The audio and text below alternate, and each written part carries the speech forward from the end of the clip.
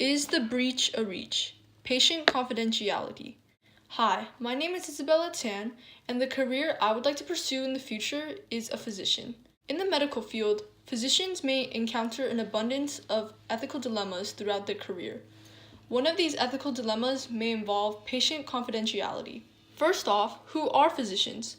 Physicians are professionals who practice medicine, which is concerned with the promotion, maintenance, and restoration of health through the study, diagnosis, and treatment of disease, injury, and other physical and mental impairments. Some specialties may include pediatrics, family medicine, and internal medicine.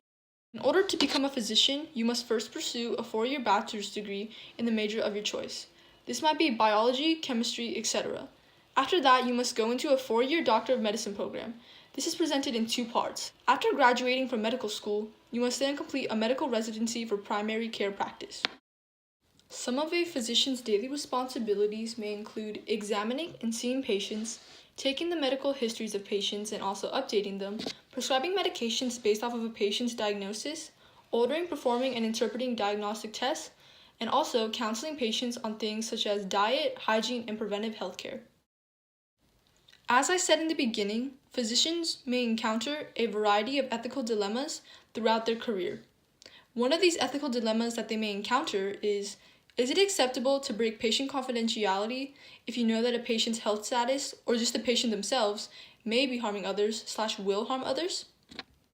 After gathering relevant research from multiple credible sources, I came to the conclusion that if a patient's health status or a patient may be harming others or eventually will harm others, then it's acceptable to break patient confidentiality, specifically in the cases where there is an identifiable individual, a child being abused, or a crime that can be prevented or detected.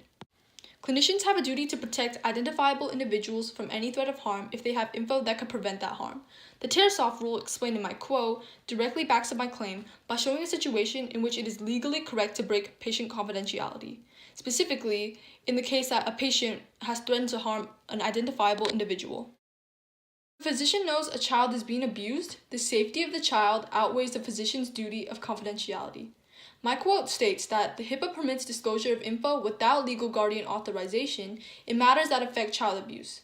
This also shows a situation in which it is legally correct to break patient confidentiality, specifically in the case of child abuse. If a crime can be detected or prevented through a physician's disclosure of info, the crime outweighs patient confidentiality. The Terrorism Act of 2006 requests physicians to inform the police of any info that can prevent or detect terrorism. This shows yet another situation in which it is legally correct to break patient confidentiality, this time in the case of terrorism. I'll move forward by still proceeding into this career field. I will further research central values and basic guidelines of patient confidentiality/HIPAA.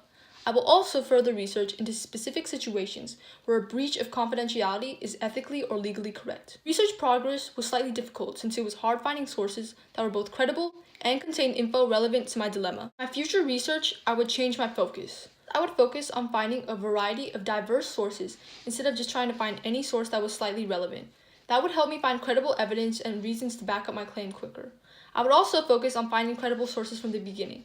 This would prevent me from having to go back and struggle finding new credible sources and would also help me work more efficiently. I would like to give a special thanks to Dr. Tomoru.